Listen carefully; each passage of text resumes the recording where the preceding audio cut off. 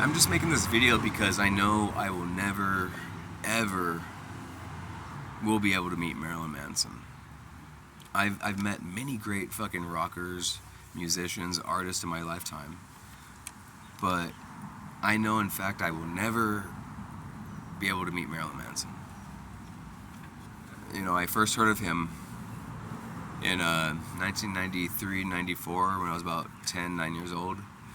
No, not with the song Sweet Dreams or anything like that. It was the song Thrift. And ever since I heard that song, it stuck to me. You know, I was born and raised around a lot of gangsters, you know, all that environment. I have nothing bad to say about that, but Marilyn Manson's music made me the person who I am today.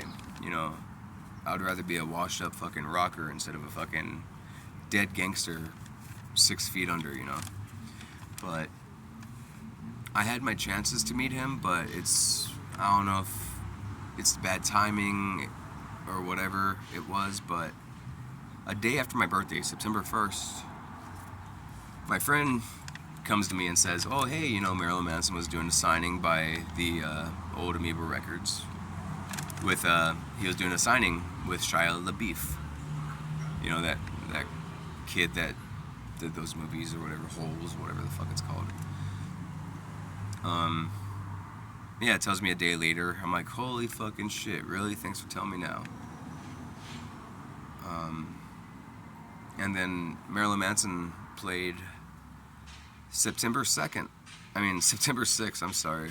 There's so much fucking noise around here. 5 days after my birthday. I turned 40 on the 1st of September.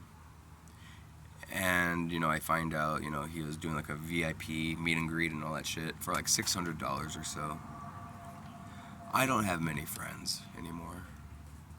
But I wasn't expecting my family either to, you know, put together a fucking $600 and shit just to make my dream come true, you know. How cool would that be? My 40th birthday, I get to fucking meet Marilyn Manson. Be like, holy fuck. None of that happened, you know. An old acquaintance of mine that I don't speak to anymore did get us tickets to see him over in Anaheim on the 6th of September. After the show, you know, I was like sad, pissed off, drunk, and may I tell you, next month on the 12th is gonna be 1 year sober, no alcohol. Fuck yeah. But anywho, how fucking cool would that be? You know, 40th birthday, meet Marilyn Manson. I cry like a little girl, spilling my heart out to him. You know. But, you know, I did a little thing of paperwork right now, and I won't be able to go to the 30th anniversary of Antichrist Superstar over in Hollywood, you know, and that fucking makes me pissed off, sad a little bit more, you know. I call it the Stevie Wonder seats, and, you know, that's going for $272 to about $484. General admission, $386 to, you know, $400.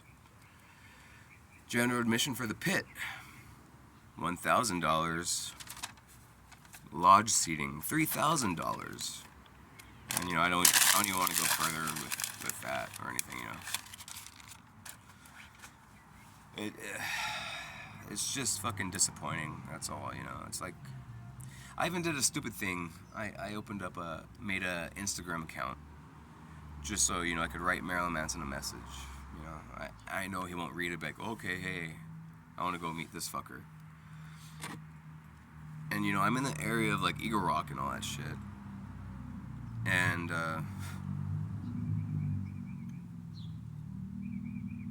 a friend back then, you know, told me his place of residence over in Glendale, over in the Verdugo Hills. I'm like, what the fuck, Verdugo Hills? That's only like fucking 10 minutes away from me. And my old job was there, you know, the boil daddy. Like this good Cajun Creole, you know, type of thing. And it was only like 4 blocks away from Manson's house, you know. And, you know, when I was there, working there, I was like, fuck, dude.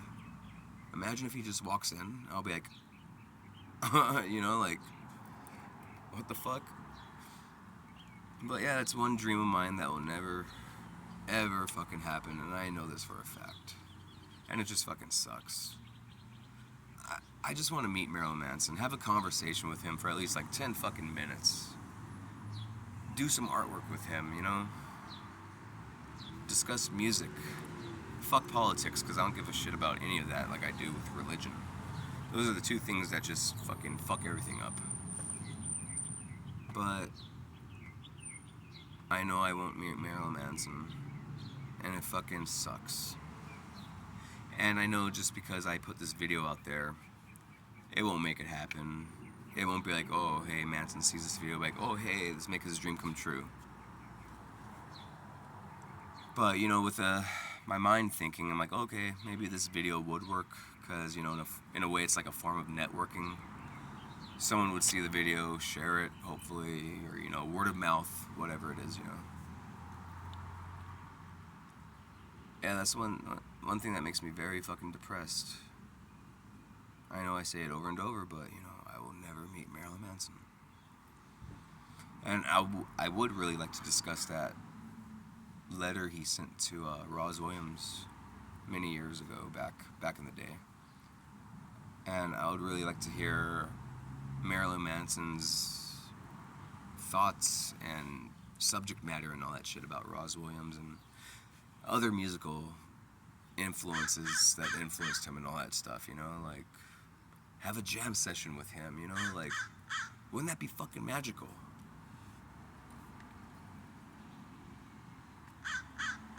And yeah, I'm like trying not to tear up or anything, because that's how fucking important it is to me, you know.